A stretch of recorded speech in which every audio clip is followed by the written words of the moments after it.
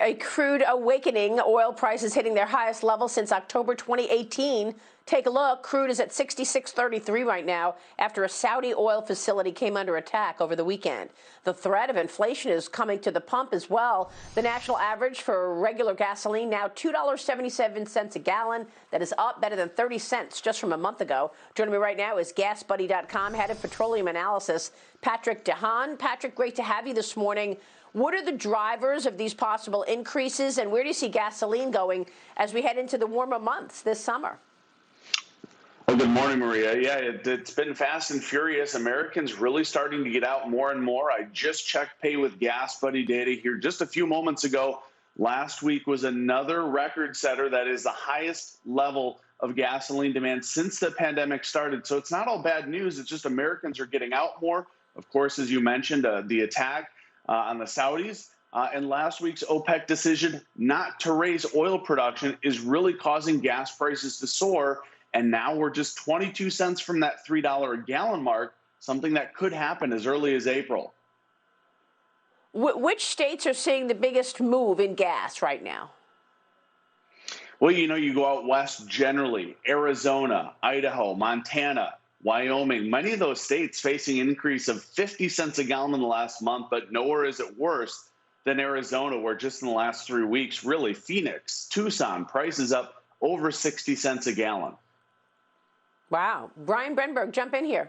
Yeah, Patrick, I think this is a fascinating story. I look at the summer months and I see so much driving happening, especially in regions where things are opening up. What's kind of the upside in terms of how much you could see demand increase this summer if people really get excited about being able to get back on the road?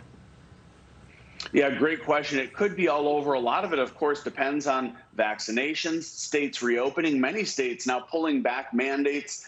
Restrictions have loosened up significantly. We could see gasoline demand this summer start to approach some of those normal levels, especially, as you indicate, if there is pent-up demand. Americans have been locked down for a long period of time. A lot of them really trying to get out. Stimulus is on the table. I think you could see some of the very higher demand levels that we would have anticipated this summer if that happens, and that could bring with it even higher gas prices. So you think this is all a demand story? People getting out more, they are driving more, the demand is pushing prices up. That's really the story here, at least for now, Maria, coupled with the fact that, keep in mind, U.S. oil production is still over 2 million barrels lower than last year. OPEC is continuing its production cuts, not increases. That's really what's happening here. Just in the last week alone, after OPEC announced those extensions to the cuts, oil prices jumped another 12%, as you mentioned this morning. Now we're close to $68 a barrel.